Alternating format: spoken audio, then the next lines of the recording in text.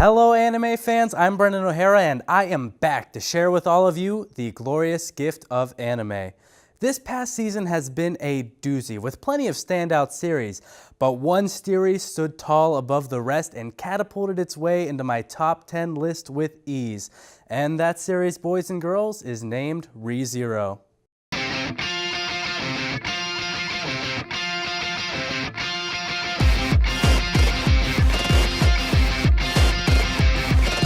ReZero starts out like many anime before it have, with our loner protagonist Natsuki Subaru finding himself transported into a fantasy-like world, just like those seen in the video games he devoted so much time to. And there he meets a silver-haired half-elf who calls herself Satella. Subaru decides to devote his time in this world to helping her after seeing what a selfless person she is, and this series is off to the races. Now, I have seen enough anime to know that this plot point has been recycled time and time and time and time and time and time and time again. And while none of those series are bad per se, and each one brings an interesting twist to the table, ReZero's twist was probably the best utilized one of them all.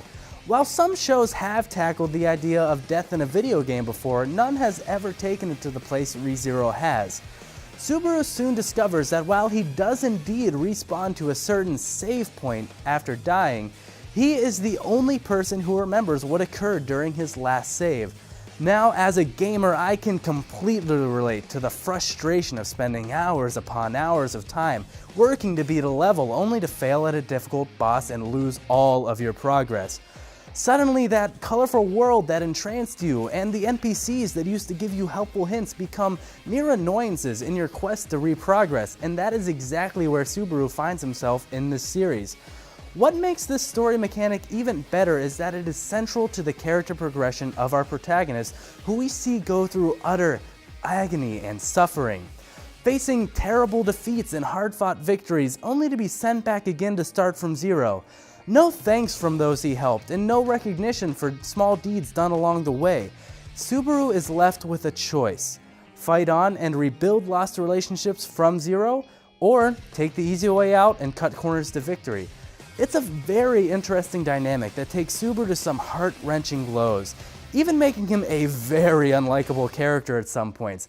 But no matter what, you still end up feeling for him due to the hardships he comes to face.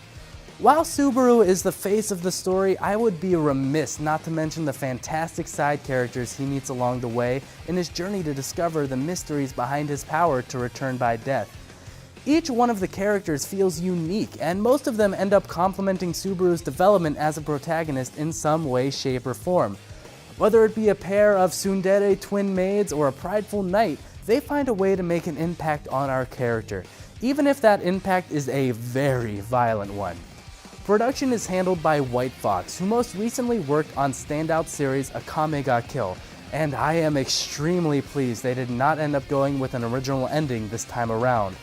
After 25 episodes of death, suffering, joy, and pain, does this endless cycle of death and rebirth become worth it? Does Subaru end up solving the mystery behind his strange abilities? How did he get them in the first place, and from who? Is there more to this mysterious Satella than meets the eye? And how many times does he strike this funky disco pose? To find out, you'll have to check it out for yourself. That's all I've got for you this time. Be sure to tweet out any thoughts or recommendations you might have to ZTV Goofing Off using the hashtag Animate. Until next time, I'm Brendan O'Hara, and this has been Animate.